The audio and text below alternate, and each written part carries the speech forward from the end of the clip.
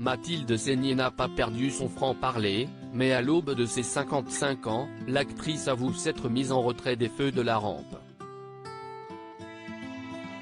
Pas tout à fait puisqu'on la retrouve ce 28 décembre à l'affiche du film Cœur de rocker, mais elle a clairement pris ses distances avec l'univers du cinéma.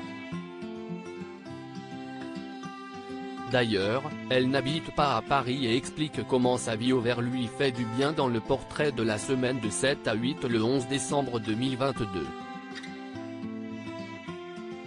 En parlant de l'héroïne qu'elle incarne dans Cœur de rocker, proche des vrais gens et pas des bien-pensants, Mathilde Seigner explique qu'elle partage le sentiment de personnage « Oui, j'adore les vrais gens.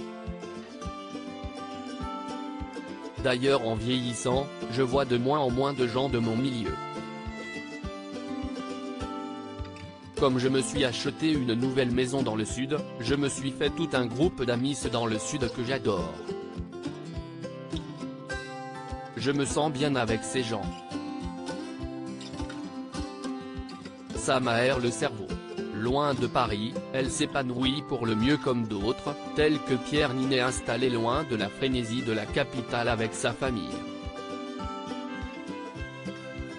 Lassée par l'actualité dans son havre de paix dans le sud de la France, Mathilde Seigner a pu observer de loin une polémique en particulier, celle qui a frappé sa grande sœur, interviewée par 7 à 8 il y a quelques semaines à propos de son livre autobiographique Une vie incendiée dans lequel elle parle des accusations à l'encontre de son mari Roman Polanski. La journaliste Audrey Crespo-Mara a d'ailleurs peut-être tenté de faire une allusion en voulant faire débattre son invité sur la libération de la parole des femmes, sous-entendu le mouvement #Métaux qui n'a pas épargné son beau-frère cinéaste. Elle répondra tout simplement, oui si est bien, mais il faut pas de dérive.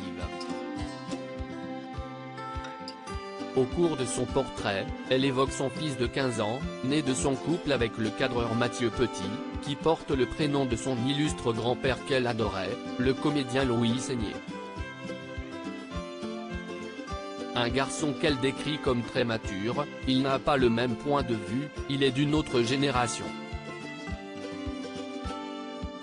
Elle acquiesce en disant que les discussions doivent être animées chez les Seigner. Un grand garçon qu'elle a eu envie de voir grandir, ce qui explique sa volonté de s'éloigner du 7e art mais ce n'est pas la seule raison. La mort brutale de son père Jean-Louis Seigner en 2020 lui a montré l'importance de passer du temps avec les siens. Ça aussi ça calme et relativise bien les autres coups qu'on peut prendre, explique celle qui, par son franc-parler, suscite des réactions fortes. Prête pour la retraite ? Mathilde Seigner, bien dans son sud avec sa famille et ses amis, est-elle prête à prendre une retraite anticipée ? J'ai très sincèrement encore besoin de gagner ma vie, explique-t-elle en toute honnêteté, mais précise que tourner ne lui manque pas. Le piège de cette pause, si est qu'on n'a plus envie de retravailler du tout, dit-elle.